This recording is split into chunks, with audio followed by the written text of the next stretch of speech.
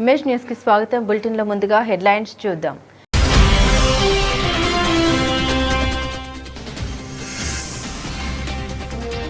పెదనాపల్లిలో Gollapalli Chelliah memorial నాటక కళా పరిషత్ ఉభయ రాష్ట్రాల ఆహ్వాన నాటికల పోటీలు.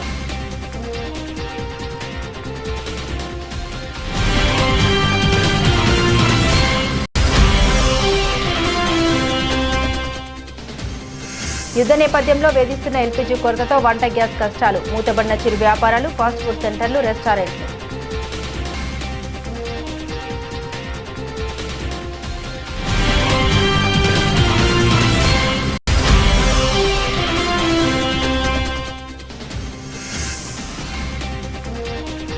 మార్కపురం మండలం రాయవరం వద్ద ఘోర రోడ్డు ప్రమాదం. 13 మంది సజీవ దహనం.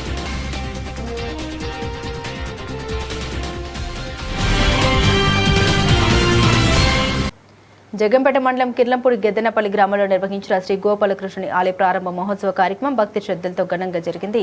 ఈ కార్యక్రమానికి జగ్గంపేట జనసేన పార్టీ ఇన్ఛార్జ్ శ్రీ తుమ్మలపల్లి రమేష్ హాజరయ్యారు. ఈ సందర్భంగా ఆలయంలో నిర్వహించిన ప్రత్యేక పూజల్లో పాల్గొని స్వామివారిని దర్శించుకున్నారు. అనంతరం గ్రామ ప్రజలతో కలిసి మహా అన్న సంవర్ధన కార్యక్రమాల్లో పాల్గొన్నారు. ఈ కార్యక్రమంలో మాట్లాడుతూ తుమ్మలపల్లి రమేష్ ఇటువంటి ఆధ్యాత్మిక కార్యక్రమాలు గ్రామాల్లో ఐక్యతను పెంపొందించి సమాజానికి శాంతి సౌహార్దాన్ని తీసుకొస్తాయని పేర్కొన్నారు. ఆలయ అభివృద్ధి మరియు గ్రామ అభ్యున్నతి కోసం తన వద్ద సహకారం అందిస్తామని హామీ ఇచ్చారు. ఈ కార్యక్రమంలో ఆకుల నవీన్, నిమ్మల శ్రీను, ఆకుల సురేంద్ర, అరిని రాజేష్, బర్నికల తాతాజీ, అల్లమల నాగు, కోనదొర, ఒమ్మి లక్ష్మజీ, ఒమ్మి అబ్బు, సప్ప తాతాజీ, సామిరెడ్డి పద్మనాభం, గ్రామ పెద్దలు, భక్తులు, జనసేన నాయకులు, కార్యకర్తలు పెద్ద సంఖ్యలో పాల్గొన్నారు.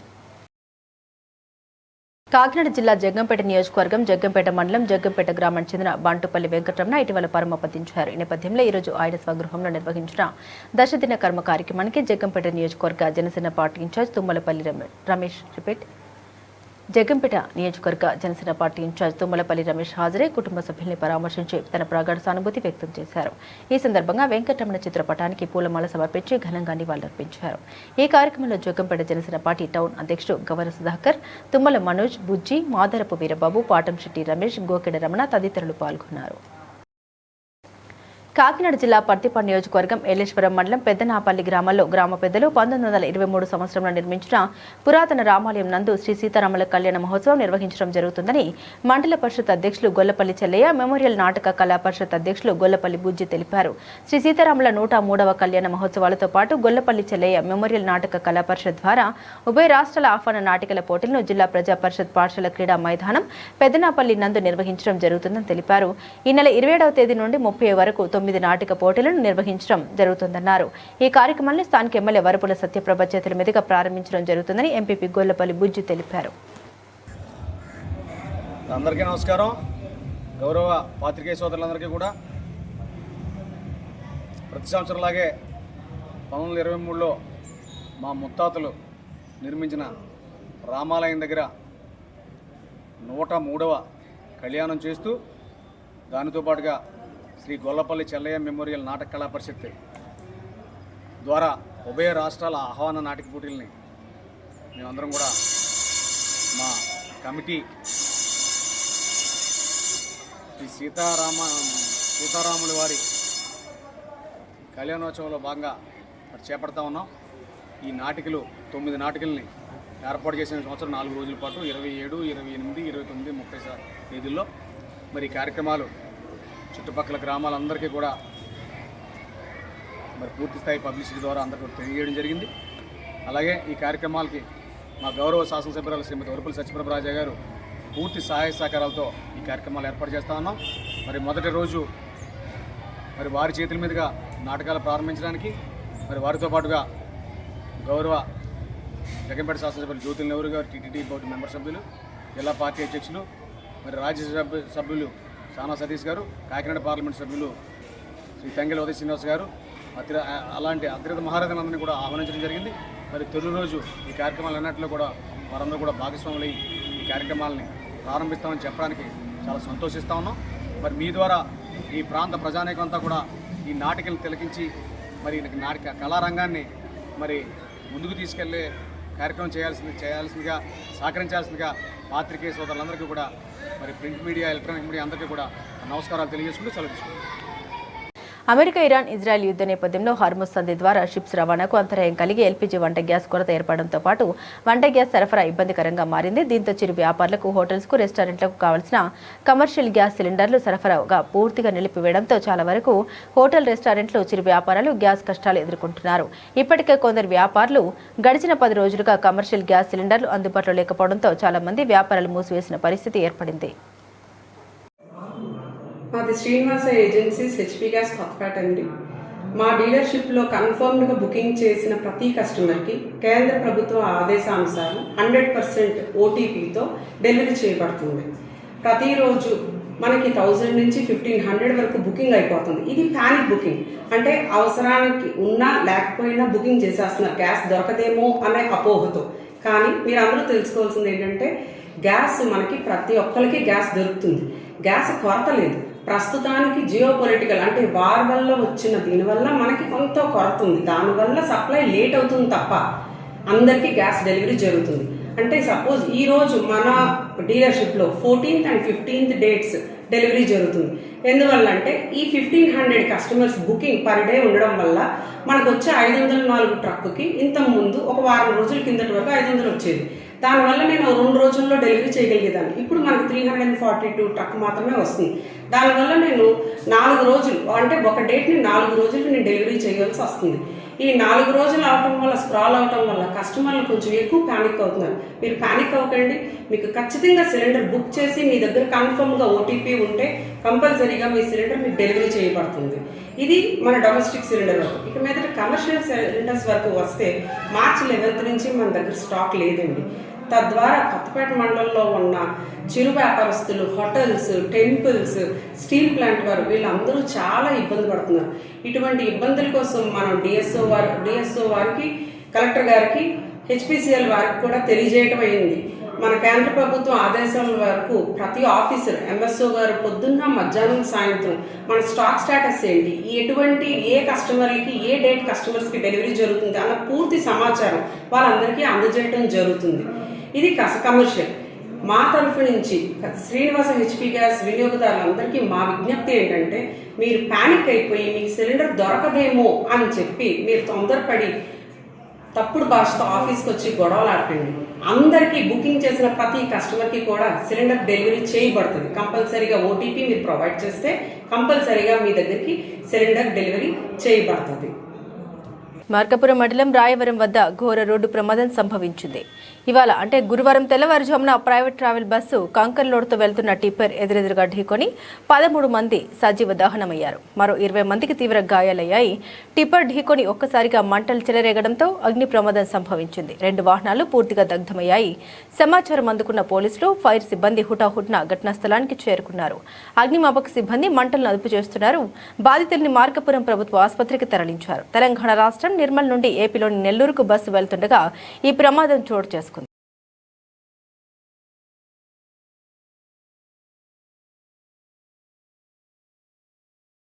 మహిళలను కేవలం గృహిణులుగా కాకుండా పారిశ్రామికవేత్తలుగా తీర్చిదిద్దడమే ప్రభుత్వ ప్రధాన లక్ష్యమని ఎన్టీఆర్ జిల్లా కలెక్టర్ వెల్లడించారు.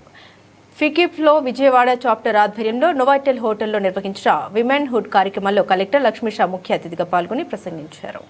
గ్రామీణ ప్రాంతాల్లోని మహిళా స్వయం సహాయక సంఘాలని పారిశ్రామిక దిశగా నడిపించేందుకు జిల్లా యంత్రాంగం ప్రత్యేక చర్యలు తీసుకుంటుందని తెలిపారు. ముఖ్యంగా ఒక కుటుంబం ఒక పారిశ్రామికవేత్త అనే కాన్సెప్ట్తో భాగంగా మహిళలకు ప్రాధాన్యత ఇస్తున్నట్లు పేర్కొన్నారు. ఈ కార్యక్రమంలో కలెక్టర్ సతీమణి Supritha, FICCI FLO Vijayawada chapter senior chairperson Supriya, Malaneni Deepthi, Chalasani Tulaja, Durga, Soujanya తదితరులు పాల్గొన్నారు. I prepared actually come very early, but last minute I had to go somewhere else, that's why I came late. I'm very happy to know about the activities of Fiki-Flow, and congratulations to the team, and special congratulations to Amrita Madam for achieving the wonderful milestone within 10 months. That's excellent, Madam. Happy to know that. So somehow in the entire district also we wanted to start a good beginning, but got late, but nevertheless we will continue that effort, Madam, and you'll see that Fiki-Flow should have an established office here and with the proper land plan. As the state government is designing, of course, and our chief ministers are always gives focus to the empowerment of women, more so towards making the women into entrepreneurs. with this concept, now we are implementing the one family, one entrepreneur concept. So when sir said one family, one entrepreneur, so in our district we are promoting one family, one entrepreneur should be the women entrepreneurs. That's concept we are going ahead. So, but still in Andhra Pradesh, of course, from the beginning the movement, SHG movement and the women entrepreneurs movement has picked up very well. However, if we see the statistical, global statistics and Indian statistics from the NITI Aayog, 76% of the women entrepreneurs are still running their enterprise with self-finance. I think 55% of the women entrepreneurs are not credit ready only. Only 7% of the MSME loans are actually going for the women entrepreneurs. So that is very daunting figures to see in the NITI Aayog. However, in Andhra the scenario is different. It's much better thanks to the organization like Wikiflow and all the effort of the dynamic ladies and entrepreneurs sitting here. So congratulations to all of you. In Indian Hindu mythology, the gods are also associated with women. Shiv, Parvati, Ram, Sita, and Lakshmi, Vishnuji. So they also need women because we are multitasking. Men can earn bread and butter. They are good husbands, they are good fathers. But what women can do, men cannot. Cannot come close. How much of multitasking we can do? See, for example, Amrita, she's here as the president. She's looking after her husband. She's a good mother, a good daughter-in-law, a good daughter, a good sister, everything. But a man cannot do so. And then we give birth to children also. Men cannot do that. Yes. And today I'm so happy that all of us women who are sitting here are women who inspire in some way or the other. Some may be good at their work, some may be good at home, some may be good at family. But each one of us is an inspiration. And I would like to tell something about myself. Of course, my interview ladies know my story, but I thought, let me share my story with all of you. As you must have heard in my introduction, my family belongs to Rajasthan. I was born in Kolkata, a metropolitan city. Later, my dad shifted to Cuttack in Orissa, a smaller town. And then I got married in Eluru, Andhra Pradesh. Yes. ఆంధ్రప్రదేశ్ను culinary tourism హబ్గా తీర్చిదిద్దే లక్ష్యంతో AP పర్యాటక శాఖ తిరుపతిలోని Indian culinary ఇన్స్టిట్యూట్తో అవగాహన ఒప్పందం చేసుకుంది. ముఖ్యమంత్రి చంద్రబాబు సమక్షంలో ఈ కీలకమైన ఎంఓయూ కుదిరింది. ఇండియన్ కలినరీ ఇన్స్టిట్యూట్ ప్రతినిధులు ఏపీ పర్యాటక శాఖ ప్రత్యేక ప్రధాన కార్యదర్శి అజయ్ జైన్లు సీఎం సమక్షంలో ఒప్పంద పత్రాలను మార్చుకున్నారు. తెలుగు రుచులను, వంటకాలను ప్రపంచానికి పరిచయం చేయడంతో పాటు ప్రాంతీయ ఆహార సంస్కృతిని చాటి చెప్పేలా ఇండియన్ కలినరీ ఇన్స్టిట్యూట్ సహకారం అందించనుంది. ఈ అవగాహన ఒప్పందం కార్యక్రమంలో పర్యాటక శాఖ మంత్రి కందుల దుర్గేష్, ఏపీ హోటల్ అసోసియేషన్ ప్రతినిధులు పాల్గొన్నారు.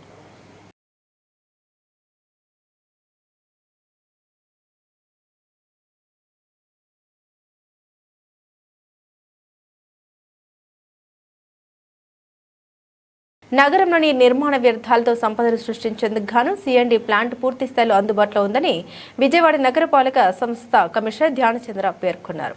బుధవారం సాయంత్రం తన పర్యటనలో భాగంగా అజిత్ సింగ్ నగర్లో గల గార్బేజ్ ట్రాన్స్ఫర్ స్టేషన్లోని సిఎండి ప్లాంట్ పనితీరును క్షేత్రస్థాయిలో పరిశీలించారు.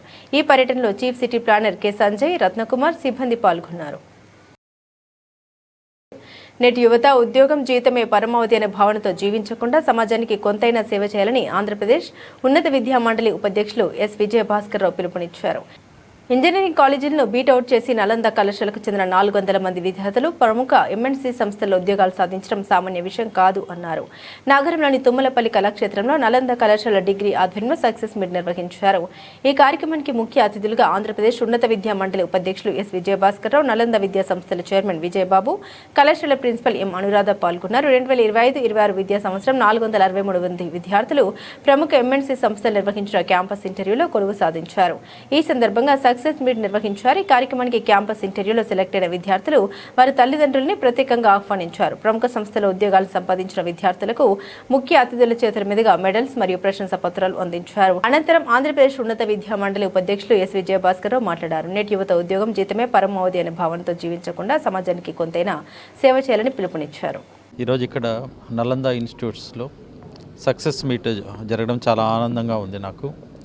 ఎందుకంటే మనం ప్లేస్మెంట్స్ అన్నప్పుడు మోస్ట్లీ ఇంజనీరింగ్ కాలేజెస్లోనే ఉంటాయి, కానీ ఒక డిగ్రీ కాలేజీలో కూడా 465 ప్లేస్మెంట్స్ ఆఫర్స్ రావడం అనేది చాలా రేర్ సక్సెస్ అన్నమాట. ఎందుకంటే ఇక్కడ ఉండేటువంటి మేనేజ్మెంట్ కానివ్వండి, స్టాఫ్ కానివ్వండి, వాళ్ళ యొక్క డెడికేషను, ఇందాక మనం అనుకున్నట్లు స్కిల్ డెవలప్మెంట్ అనేది, అంటే బయట ఉద్యోగాలకి కావాల్సిన అర్హతలు ఏంటి అవి ముందుగానే గ్రహించి వాటి మీద తర్ఫీదు ఇచ్చి దాని ద్వారా ఉద్యోగంలో వాళ్ళకి ఇంటర్వ్యూస్లో కానివ్వండి, వాళ్ళు జాబ్ సెలక్షన్లో కానివ్వండి, వాళ్ళని ఒక తయారు చేసి రెడీ చేసినటువంటి మేనేజ్మెంట్కి నేను మనస్ఫూర్తిగా అభినందనలు జరుపుతున్నాను.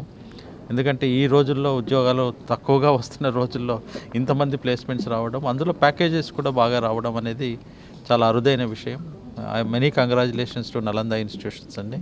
Thank you very much. Nalanda degree college స్థాపించి 25 సంవత్సరాలు అయింది. ఈ 25 సంవత్సరాల జర్నీలో మొట్టమొదటి నుంచి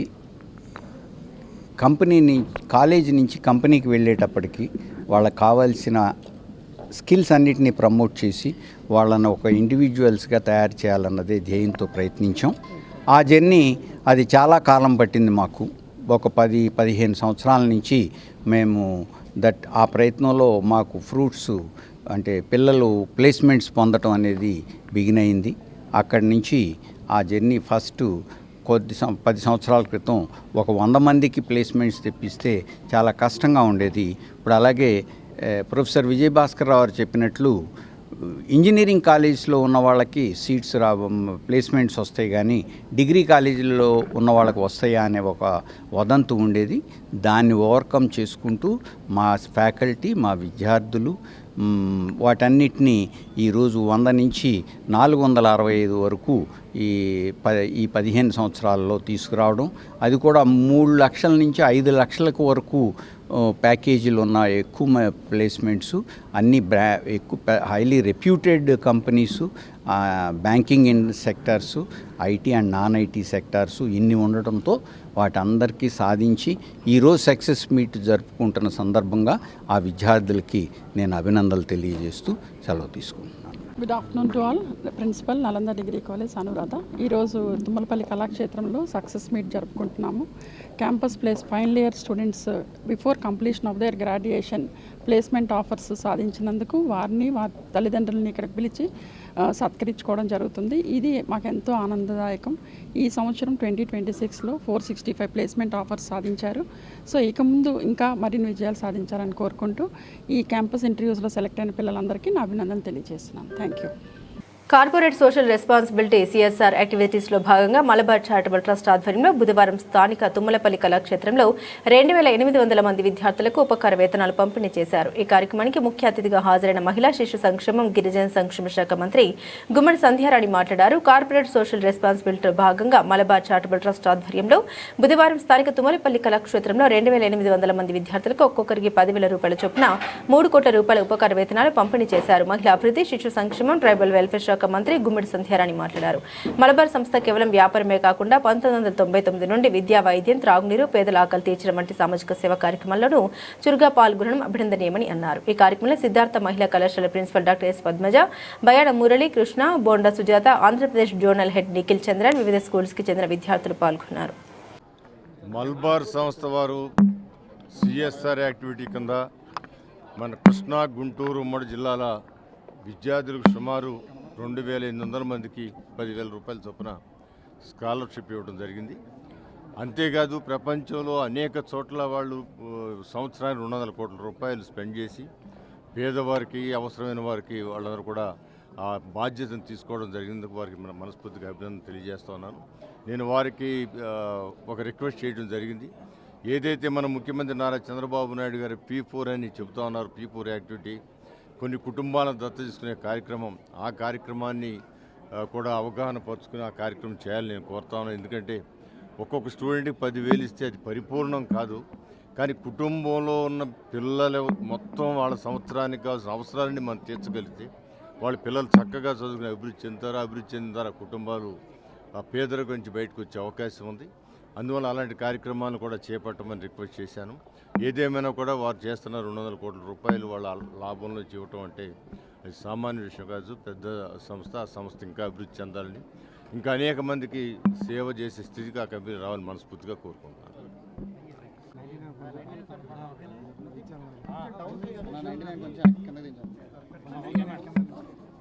అందరికీ నమస్కారం. మలబార్ గోల్డ్ సంస్థలన్నీ కూడా ఈరోజు ఒక మంచి కార్యక్రమానికి శ్రీకారం చుట్టాయి. దాదాపు 33 సంవత్సరాలుగా వారు చేస్తున్నటువంటి కృషి మనం అందరూ కూడా అభినందించాల్సిన విషయం. ఈరోజు ముఖ్యంగా గవర్నమెంట్ కాలేజెస్లో చదువుకున్న విద్యార్థినులకి 2,800 మంది విద్యార్థులకి ఈరోజు స్కాలర్షిప్ ఇవ్వడం అనేది చాలా సంతోషంగా ఉంది. ప్రతి సంవత్సరం మనం 5% వాళ్ళు ఇవ్వటం అనేది చాలా సంతోషం.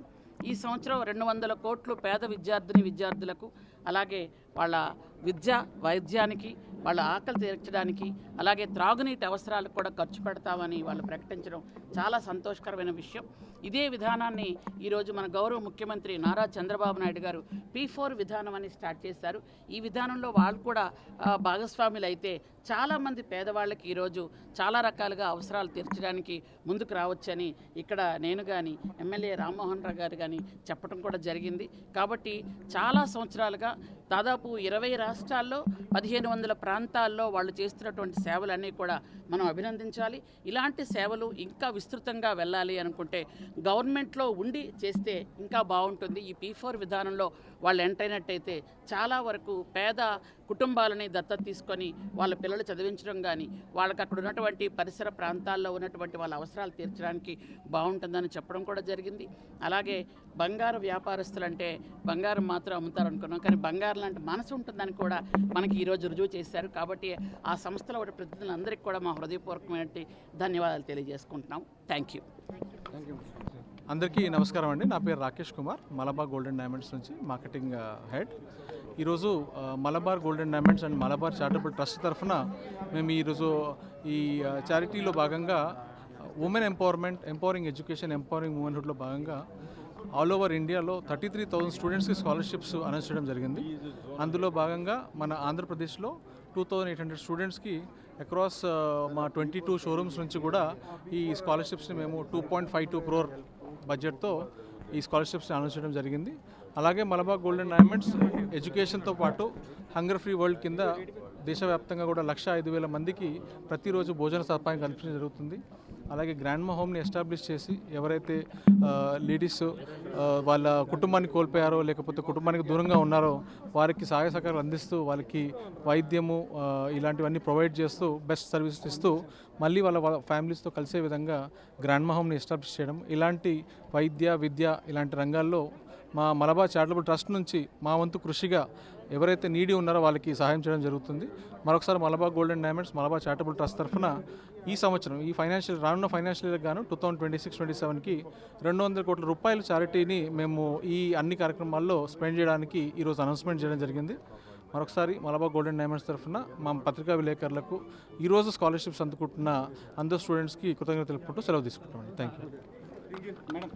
నగర విద్యారంగానికి అద్దం పట్టే ప్రముఖ విద్యా సంస్థ KBN కళాశాల తన 61వ వార్షికోత్సవాన్ని బుధవారం సాయంత్రం ఆహ్లాదకర వాతావరణంలో ఘనంగా జరుపుకుంది. Sai silks Kalamandir limited managing director CH Naga Kanakadurga Prasad అన్నారు. ఈ సందర్భంగా జ్యోతి ప్రజ్వలన చేసి కార్యక్రమాన్ని లాంఛనంగా ప్రారంభించారు. అనంతరం నాగ కనకదుర్గ ప్రసాద్ మాట్లాడారు. చాలా ముఖ్య రంగానికి KBN కళాశాల విద్యారంగానికి చేస్తున్న సేవలు అపూర్వమని కొనియాడారు. ప్రస్తుత జనరేషన్ అత్యంత సాంకేతిక పరిజ్ఞానాన్ని కలిగి ఉన్నాయన్నారు. జీవితాన్ని ప్రొఫెషనల్ రంగాన్ని బ్యాలెన్స్ చేసుకోవాలన్నారు. అవకాశాన్ని అందిపుచ్చుకుంటూ ఆకాశమే హద్దుగా ఎదగాలన్నారు. ఓర్పు సహనంతో సాధించలేనిది ఏదీ లేదన్నారు. SKPV Hindu high school committee అధ్యక్ష ప్రధాన కార్యదర్శులు తోమండ్రు శేషయ్య, గోపిశెట్టి మల్లయ్య మాట్లాడారు. 6 దశాబ్దాల విద్యా సేవలకు సమాజానికి అందించిన అమూల్యమైన సేవలకు 60 ఏళ్ల ఉత్సవాలు ప్రత్యేకంగా నిలుస్తున్నాయన్నారు.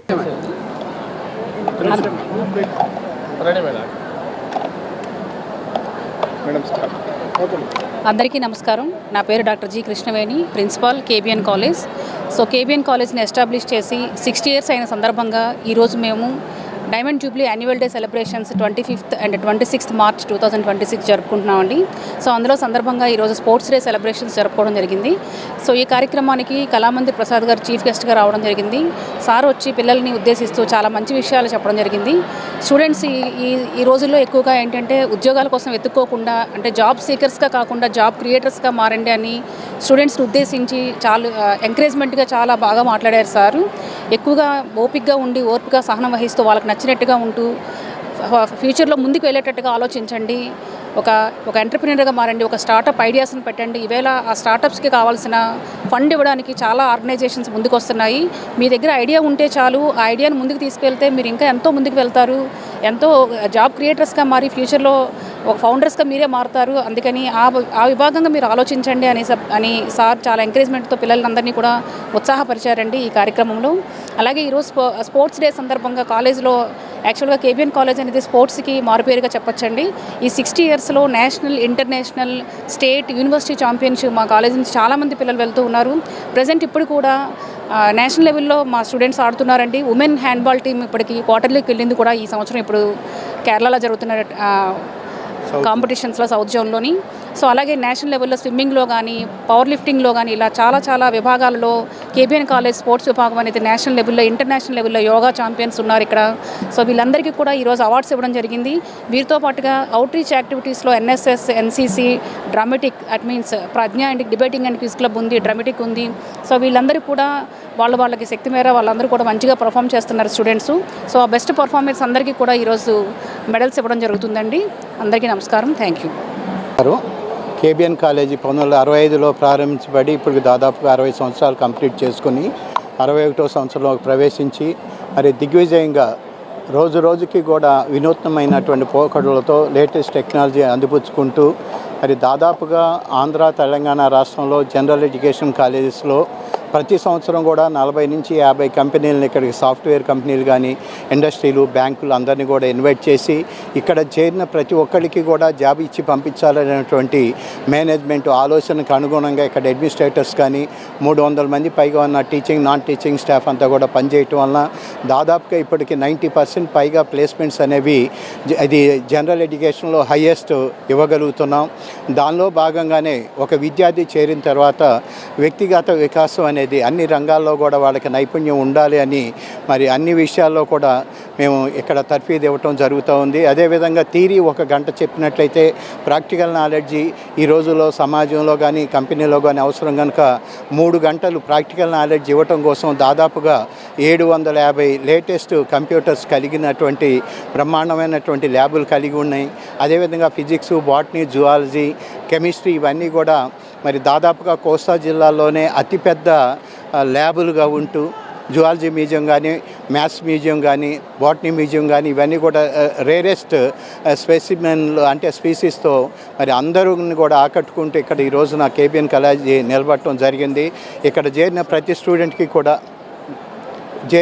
స్టూడెంట్కి కూడా ఉద్యోగం ఇచ్చి పంపాలి అనేటువంటి ఏకైక ధ్యేయంతో ఓవరాల్ డెవలప్మెంట్ ఇస్తూ మేము కృషి చేస్తున్నాం.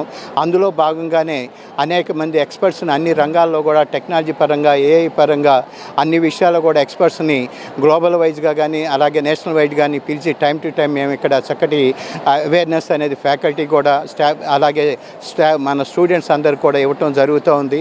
దాన్ని సెలబ్రేట్ చేసుకోవటానికి పిల్లల యొక్క నైపుణ్యాలని ప్రదర్శించడానికి ఒక వేదికగా వాళ్ళలో ఉన్న టాలెంట్ని గుర్తిస్తూ వాళ్ళందరినీ ప్రోత్సహించడానికి ఒక వేదికగా మరి యాన్యువల్ డే అనేది ఈ రోజున రేపటి రోజున 2 రోజులు భారీ ఎత్తున జరపాలని కూడా మా సెక్రటరీ టి శ్రీనివాస్ గారి నాయకత్వంలో మేము నిర్ణయించి ఇది పెద్ద ఎత్తున జరుపుకుంటున్నాం ఒక పండుగలాగా.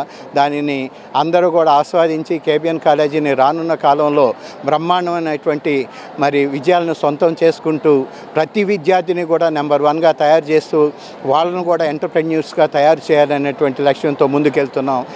అందుకోసం ఈ వేదిక ఈ రోజున ఏర్పాటు చేశాం. అందరికీ ధన్యవాదాలు. బులెటిన్ ముగించే ముందు హెడ్లైన్స్ మరోసారి.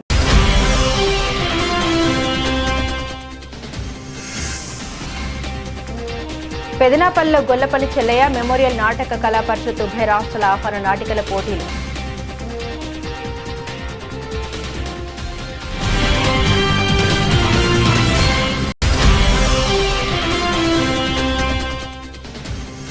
యుద్ధ నేపథ్యంలో వేధిస్తున్న ఎల్పీజీ కొరతతో వంట గ్యాస్ కష్టాలు, మూతబడిన చిరు వ్యాపారాలు, ఫాస్ట్ ఫుడ్ సెంటర్లు, రెస్టారెంట్లు.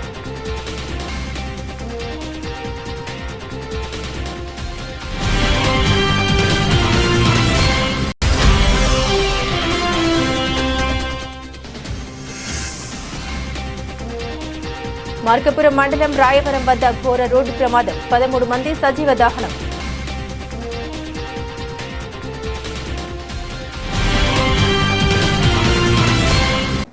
ఇవి ఈ బులెటిన్లోని విశేషాలు. తిరిగి మరో బులెటిన్తో మళ్ళీ కలుసుకుందాం. అంతవరకు సెలవు. నమస్కారం.